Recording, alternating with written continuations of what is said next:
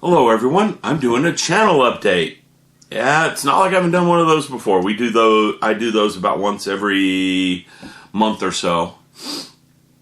Today's update, well, what's coming up? What am I currently working on? That's what today's update is about. What's coming up? What's going on? Okay, first off, in the fall, that's when my little business I own makes most of its money. So in the fall, I can't do much model building. It's really hard for me to find any free time. 6-7 years ago, I had lots of free time. I wasn't married, didn't have children. Now I'm married, I have children, and children take up time, as most of you know, because I think most of you have children at one time or another. So I had to give some trades. It's always that. To gain something, you have to lose something. To gain the family and children, I had to lose some time.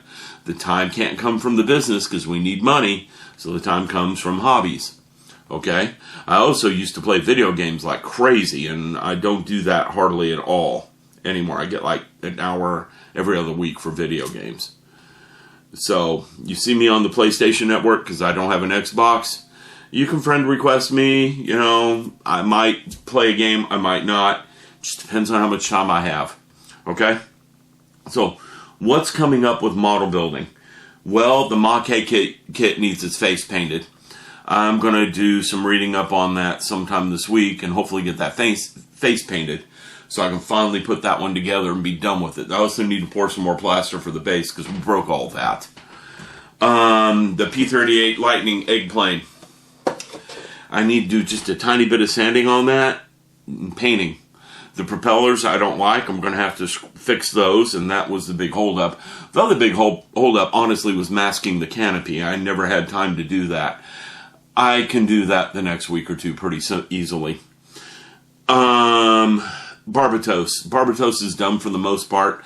I got to do some panel lines on it. Not scribing the panel lines. Gundam kits have darkened panel lines. Kind of like playing with a marking pen and doing a little bit of oil wash to make him dirty. Okay? So Barbatos is almost done as well. I'm going to get those done. In the spring, I have more time. I will spend some time working in here. I'm going to comment on a video. I haven't answered a few of the comments on the videos because the period between Christmas and New Year's is all family. My wife is home, the kids are home, no one's at school, so we spend all of our time together. They start going back to school really soon. I don't start work for another 2.5 weeks. So that's when I get some time in here. So some of the comments on the videos have been a little slow about, yes, I still have computer build videos to put up, quite a few of them, about an hour's worth of those. So you're going to see more of those. But the comment that was left is, you're a model collector, not really a builder. And I'm not angry over that comment. Don't take it that way. One thing, I'm going to address it though, is most of these model kits I bought 7 or 8 years ago before I got married. I do buy 1 or 2 every once in a while now. It's mainly for video reviews, like the Revell Star Destroyer, which was a huge disappointment. Okay? Not a huge disappointment. It's a step in the right direction. Revell is moving the right direction there. Just the sidewalls are too thin. After watching Rogue One, the sidewalls are just too thin on it. In addition, the engine bells in the back on Rogue One had some flaps on them that are missing. And a couple other things like that. The panel lines are way too heavy on the model, and we don't need landing gear. But it is a step in the right direction. They are moving in the correct direction, in my opinion. And a lot of you think so, too. Okay? So most of my models these days have been bought for that reason. I do need to thin the model stash down some, so I'm going to start eBaying some of this stuff. I'm sure some of you are thinking, let us know when you eBay, let us know when you eBay. Because I got some model kits back here that you just don't find easily. But I may not be actually eBaying many of those. I'm going to be looking at what I will never build and eBaying off that stuff. What I mean by never build, in the next 30 years, what will I not build? Because, we all hope to live pretty long and prosper, right? As the Star Trek saying goes. Speaking of Star Trek, I don't know if some of you noticed what's sitting in front of me. It is the USS Thunderchild, the Akira class Starship. This is a resin model from StarCraft Models. Okay, it's a 1/1400 scale. Okay, before I made this video, I wanted to find some of my Star Trek models and bring them down, simply because I want something to compare with. And, you know, I didn't do that, and I'm not even sure where they are in this mess up here, and I don't want to go digging around too much. Okay? I'm looking for the Cadet series, the smaller ones. I see most of the smaller ones. Yeah, I know where they're all at now. There's no way I'm digging them out. They're all right back here. Yeah, I'd have to disassemble that whole stack up at the top up there. I'm not going to get to them. But anyhow, this is a 1/1400 scale. It was my first resin model. It had a lot of issues to it when I bought it, and I cleaned up a lot of those issues. And it's not looking so bad. I don't think it's the best work I've done, but it's definitely not the worst. People walk in and see it in my office downstairs, and they're like, wow, what is that? Because they recognize it's Star Trek, but they don't know what it is. Well, for Christmas, I asked for something, okay? And it's sitting across from me. And Santa brought me my present. This is the Akira class. It's the 1/1000 scale. Much larger model. Now, round 2 talked about building a 1/1000 scale Akira for quite some time. They wanted to build one. They never did. Part of that is they don't think the demand is there for it. The other part of it is they realized it was going to be a big model, and they didn't want to do it. Well, StarCraft Models said, I'm going to do it, and they did. I'm going to do an out-of-box review of this thing in a little bit, but just for size comparison's sake, let me go ahead and get the saucer section out, and I'm going to get one other part out so we can see just how big it is. Look at the difference in these things. Okay? This guy is going to be a lot bigger, an awful lot bigger, okay, than the 1/1400 scale. The laser array, the phaser array around here is much better detailed. Now, to give you an idea of the size of this thing when it's done, this is out of the box, I know. Shame on me. But, you know, it's one of those things, you get it, you got to look at it. There. Lining up at the front. Now, this part right here, they're lined up at the ending spots the same on both models right here. You can see it if I do it this way. It is a much larger kit. Much larger. If I reach in to the box and pull out the engine nacelles. Okay, can I find one of the engine braces really quick? I'm not trying to do a full review here. Everyone understand this. I'm just trying to give you an idea of the size of this model. And it is hollow cast resin, which means lighting it will not be a major challenge. Now, here's one of the wing pieces. It goes like this. Oh, this is the wrong side. This is what you get for doing a video live and not being 100% prepared, you know, and not set up where everyone is ooh and awed with what you're doing. You get the bumps and wrinkles when you're dealing with me, people, because that's just how I roll. There we go. Now we got the right piece. This piece bolts on here. Okay, we get an idea of the size. Now, if I can lay this down and kind of hold it with my hands. This piece goes there, and then your nacelle goes here. Oh, wrong direction. The nacelle goes like this. So you can get an idea how big this thing is going to be. Let's see if I can hold this properly. Here. There. Now you get an idea how big this thing is going to be. It's going to be pretty good size. Okay? It says it's 17.5 inches long on the box, which it will be. It's a lot of resin, a lot of plastic, and to go along, and again, I'm not doing an out-of-box review right now, just showing you what it kind of looks like. To go along with the kit, I also got, let me put that aside, the accretion decal set. So we have the wallpaper decals, and we have the extra lighting kit. The extra lighting kit, and again, I'm not going to go looking at these parts in detail right now. The extra lighting kit comes pre-wired with wires. Okay?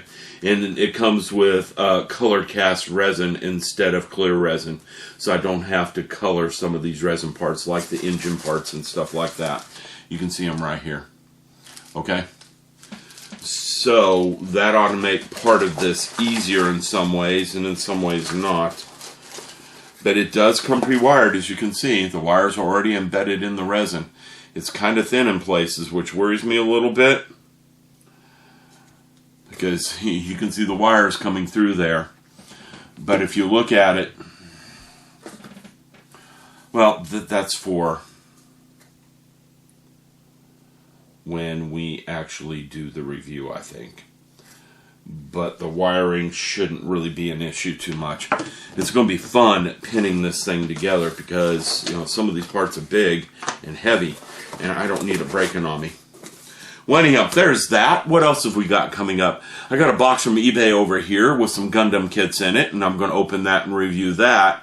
I have a box over here from Japan with some Star Wars movie model kits from Rogue One. So we're going to open that and look at that. Yes, they're Bandai kits. And some of them are just not from Rogue One. Some are just Bandai kits. Yeah, I'm going to be building the Thunder Child really quick. Because that was the other thing I asked for from Christmas. Some worry-free time to build the Thunder Child. So I can get back to this stuff. Also, I took my quadcopter yesterday. Since today is the 1st. We bought some fireworks. And I parked the quadcopter with a GoPro on it in the middle of the fireworks. So that's going to come up pretty soon. In fact, at one point in time, I thought I was going to get hit and I was going to lose my quadcopter. One of you asked what the quadcopter was. Oh, it's not in the room. I'll tell you that in the quadcopter video. But it is a Blade camera drone. Okay? So there you go. There's a few things going on there. Yeah. I'm going to get to building on this Akira class pretty quickly. I'm going to go ahead and finish off the Barbatos and the Ma-Ke kit for sure, though, before I do too much on this thing. It did come with paint mask. The upgrade lighting kit did come with painting mask for the windows, so I can paint the windows. And, I mean, I can paint the model with the mask on there and light it. I may try some lighting tricks. It depends how thick this resin is. There are some tricks to lighting a model that I've been wanting to try, and I may not be able to try because this resin might be too thick. Oh yeah, it's going to be too thick. It's not in places, in other places it is. One way around the thickness is to sand it thinner in places, but I don't want to do that. I'm going to have to carve those windows out and replace them with clear cast or something, and I am not looking forward to the hours on end doing that. At least I'm rounded on the ends. They are on this piece anyhow. Okay, I haven't looked at the saucer too tightly yet, but I suspect I'm going to have a lot of fun drilling these windows out. And yes, they are rounded on the ends, even on the saucer section, which will make this a lot better to deal with. Okay, I also have to track down where the position lights are on it, where the strobe lights are, and all that fun stuff. So we're going to have even more fun with that. All right.